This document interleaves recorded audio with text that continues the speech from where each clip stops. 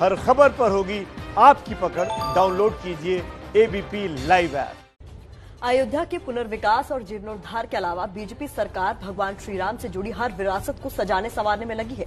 अयोध्या से लेकर नेपाल के जनकपुर तक राम जानकी मार्ग और भगवान श्री राम के वनवास के दौरान वन गमन मार्ग को 4 लेन का बनाया जा रहा है। विकास भदौरिया की नमस्ते भारत के लिए एक्सक्लूसिव रिपोर्ट। भगवान राम की नगरी अयोध्या केवल भारतवासियों के लिए ही नहीं बल्कि नेपाल के वासियों के लिए भी बड़ा धार्मिक केंद्र है। नेपाल की बेटी सीता मैया भगवान राम को ब्याही गई और अयोध्या की महारानी बन गई। हर साल नेपाल से हजारों श्रद्धालु रामलला के दर्शन करने अयोध्या आते हैं। इसलिए अयोध्या और नेपाल के जनकपुर के बीच एक रास्ता बनाया जा रहा है जिसे राम जानकी मार्ग नाम दिया गया है। राम जानकी मार्ग अयोध्या को भगवान श्री राम के ससुराल और सीता मैया के मायके जनकपुर को जोड़ेगा। राम जानकी मार्ग भारत में अयोध्या से शुरू होकर बिहार के रास्ते नेपाल जाएगा। रास्ता बिहार की सीमा से सिवान, चकिया, मधुबनी, सीतामढ़ी से होकर नेपाल में छावनी, कलवारी, बरहालगंज से होता हुआ जनकपुर तक जाता है। 218 किलोमीटर लंबे इस मार्ग के निर्माण के लिए केंद्र सरकार 1200 करोड़ रुपए खर्च कर रही है। राम जानकी मार्ग का न केवल धार्मिक महत्व है बल्कि सामरिक महत्व भी है, क्योंकि ये अयोध्या से नेपाल के जनकपुर तक जाएगा। ये मार्ग उन जगहों को जोड़ेगा जो मार्ग भगवान श्री राम की बारात का था। इस मार्ग पर सड़क बनाने से विकास का रास्ता भी खुलेगा। इस मार्ग के अलावा राम वन गमन मार्ग का भी निर्माण किया जाएगा। राम वन गमन मार्ग अयोध्या को रामेश्वरम से जोड़ने वाला मार्ग है। ये वो मार्ग है जो भगवान श्री राम ने वनवास के दौरान अपनाया था। इस मार्ग की उत्तर प्रदेश में कुल लंबाई 262 किलोमीटर है।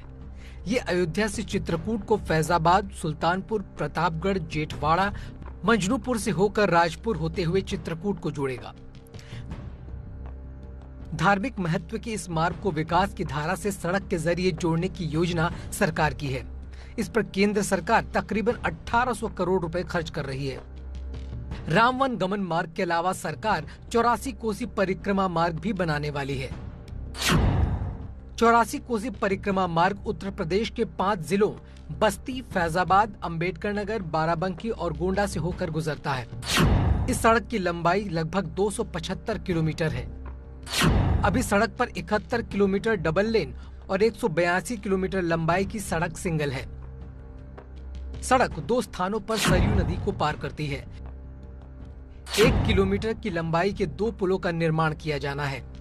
इस सड़क के विकास के लिए 300 करोड़ रुपए खर्च किए जाएंगे। साथ ही परिक्रमा मार्ग पर धार्मिक स्थलों का सौंदर्यीकरण भी किया जाएगा। सड़क के बहाने भगवान श्री राम के आदिकालीन स्वरूप को फिर से जीवंत बनाने की कोशिश हो रही है।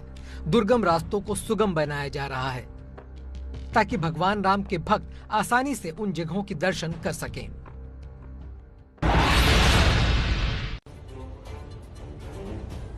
5 अगस्त को राम मंदिर के भूमि पूजन के दिन अयोध्या को किस तरह से सजाया जाएगा, इसे लेकर अभी भी सस्पेंस है। सुरक्षा कारणों की वजह से फूलों का इस्तेमाल होगा कि नहीं, ये भी अभी तय नहीं है।